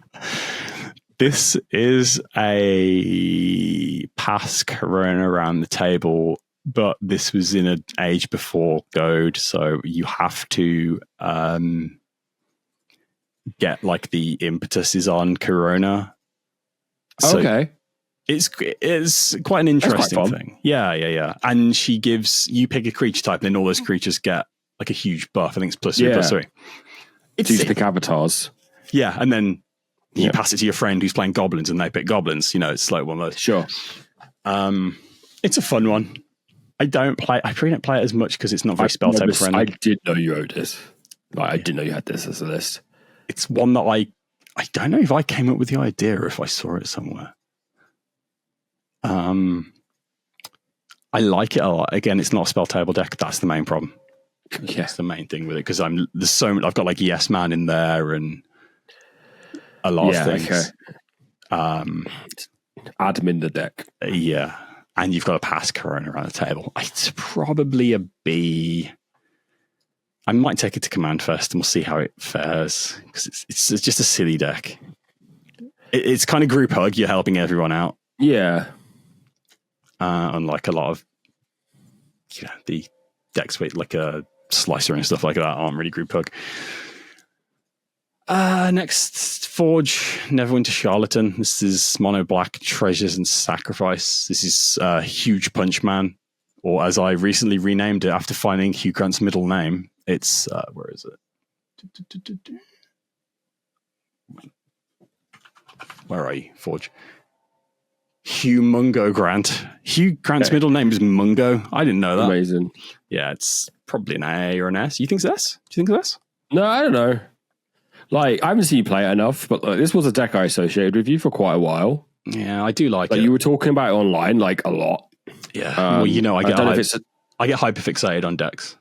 I just don't know if it's, like, fallen out of favor, but then, like, Prosper's B. Like, because the talk that I was seeing was, why would you play this instead of Prosper? Yeah. But Cap 1 or Cap 2? Crapped in America. I built this out of stuff I already had. B, I guess. I don't think... No, C, actually. I don't think I enjoy it. Fair. And Captain... I love it. Captain 2 can go and C as well if you want to get rid of it. Deadpool. We don't know. I don't know. So that's my old Xancha list. So yeah, throw them B.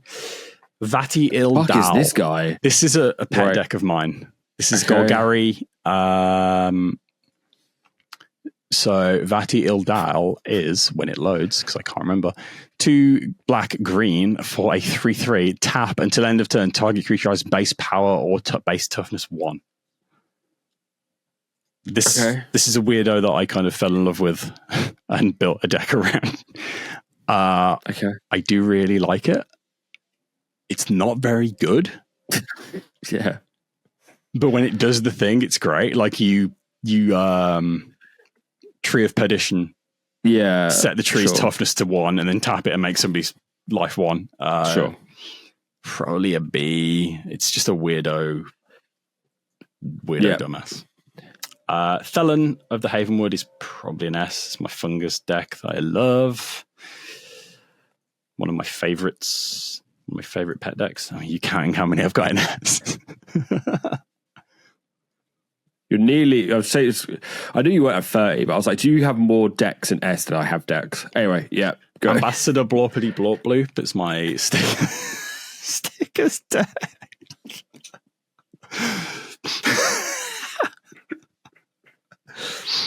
I don't know why that got me. Yeah, go on. It's probably because it's just late and I'm dying. But yeah, go on. But they know. Yeah. I love Ambassador Blobbity Blop Bloop, but it does need a bit of work. DK. Yeah, all those stickers cards coming out. Yeah. This is my bobblehead deck that's surprisingly good. Okay. I pivoted away from being an attractions deck to being about the bobbleheads, and it's really fun and different. It does have a few attractions cards in there, but that's also probably an A. I really think that's going somewhere. Okay. Gamer is an S. I need to play it more. Yeah. It's kind of fallen the wayside. 10th. I built that because I opened the serialized one. I don't like playing it that much. This is the everything has suspend, right? It's no, when he attacks, you suspend something off the top. Yeah, sure. Okay. 10th and Rose. It's a lot of admin. But I feel like Could you not just take it apart and sell the serialized card? Nobody wants to buy it. That's the problem. Yeah. Yeah. And the cards in it, I'm never going to use anywhere else, really. Yeah. It's probably a B. Okay. Alayla. This is the Wards of Eldra. Wards of Eldra? Yeah, Wards of Eldra and Precon. Fairies. I really like it. I really, really like it. It's probably an A. It's just a lot of fun and mischief. I like just causing mischief and mayhem. Gilwain is the other Wilds of Eldra and Precon. Didn't know you had this. F. But yeah. It's just so boring. Yeah. And then Anowon the Rune Thief. This is another one of my bling decks. I built this very early on in my Magic playing career. I like it a lot. I haven't played it much recently because I don't know. I don't know why not. Yeah. It's probably an A. Right. Okay. It's not too bad. I was expecting more in F. More in F? Maybe not. What, you got 1, 2, 3, 4, 5, 6, 7, 8, 9, 10, 11, 12, 13 in F. Put Bellow in F. Huh? Put Bellow in F. Yeah. Put Gimbal in F. Oh, no, you said you kind. I think you kind of made your case for Gimbal. Yeah, but I just wonder how much I'm actually going to play it now. Yeah, that's the thing. It's like I've got how much you actually going to play these guys. Okay. What are your thoughts? You got a lot in S. So what's in S that you think shouldn't be in S? I would probably have cut. Right, if I'm thinking S, I'm trying to figure like decks I associate with you, and I think you're not going to get rid of. I think Simone should be A. Okay. Personally, I think this is recency bias. It probably is, yeah. I think. Oh, I thought you were going to say Gabriel. No, I think Greasefang. I just haven't seen you play it, so I don't know. And I think Gonti. I think it's too. Again, it's probably recency bias. Yeah, I am building it for conventions now. Yeah, so I feel like these three, maybe. I agree with Zimone and Gonti, but Greasefang, I do. Yeah, that's fair. That's fair. I just haven't seen you play it enough. Yeah. And A and B is whatever. But yeah, it's just a lot of S, but there is a lot of S. But yeah, well, you have 1, 2, 3, 4, 5, 6, 7, 8, 9, 10, 11, 12, 13, 14, 15 decks to take apart. 15 sets of sleeves to put new decks. There you go. And then maybe some of us move down. Yeah, I think this feels about all right. I think like A and B is pretty interchangeable. Yeah. But everything in A I like. Yeah. It's just more everything in S is like I really like. Yeah. That's fair. Right. I need to keep hold of that so I know what decks to get rid of. We are going long. I mean, we've had breaks. Yeah, we've had breaks. Our time is slightly different, but we are moving over to the Sicko Zone Hall of Fame. It is Tom is dealer for the week. Yeah. I've got a lot left to show I've got notes. to beat Illusionary Mask. So Tom has picked Jesus Christ. Tom has picked Shapeshifter. The fuck? Shapeshifter is a 6-mana artifact creature. Go read it as printed as the rule. I don't know which one's more fucked, the printing or the. We'll read printing and then we read a word. That's the rules. The stars below represent any number from 0 to 6. You set star when Shapeshifter is cast, and you may change it during your upkeep. Okay, so it's a star, and then 7 minus star. And then errata text reads, as this creature enters, choose a number between 0 and 7. At the beginning of your upkeep, you may choose a number between 0 and 7. Shapeshifter's power is equal to last chosen number, and its toughness is equal to 7 minus that number. Wait, what? Okay, so you pick 7 and it becomes a 7/0. No. Yeah, wait, what? Which would kill it. Which would kill it. Okay. Got you. Why would you ever do that? I guess you could equip it. You could just you might want a 7 power thing in the bin. Well, you could equip it with something that gives it or put a counter on it, and then it's because this has stars, does that mean okay, so it has to enter. Okay, yeah. So if it hits your graveyard, it's always a 0? Is there any? Wait. Yeah, what's going on? It doesn't say. Can you believe there's no notes on this? I assume it's a. Oh, wait, no, because stars have. Because stars carry across regardless of zones. Yeah. So if you said it's a 7/7, so if you said it's a 7/0 and it dies, in theory, Judge, it should be a 7 power thing when it hits the bin. But who knows? This art is fantastic. It's great. Like, is it the Black Mass? Is that guy? I think that it's originally the Black Mass, and then it's like animorphing into this dude. I don't know. The 5th edition art is incredible as well. Oh, yeah, 5th edition's pretty cool. There's loads more prints. Oh, no, that's just the Shapeshifter token. So that's really helpful, Scryfall. This is good. This is good stuff. I was quite proud of that. My go-to now is just pick an old set and look at the artifacts in it because they're all fucked.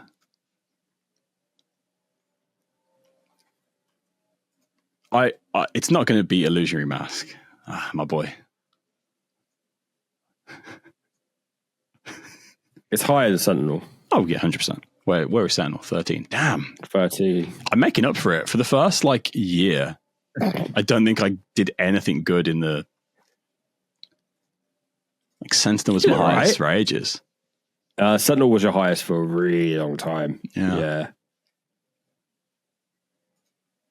Is it higher than Cobalt? It's definitely higher. Is it?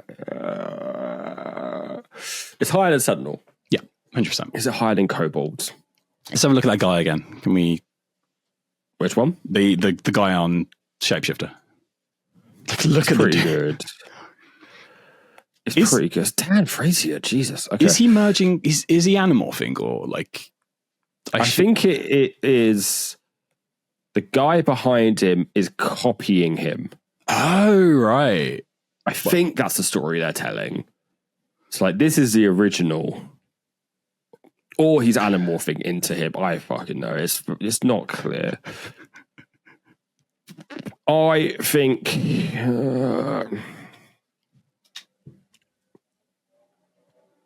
it's because reincarnation up is tough. Yeah. So it's for me, it's here. I think it is.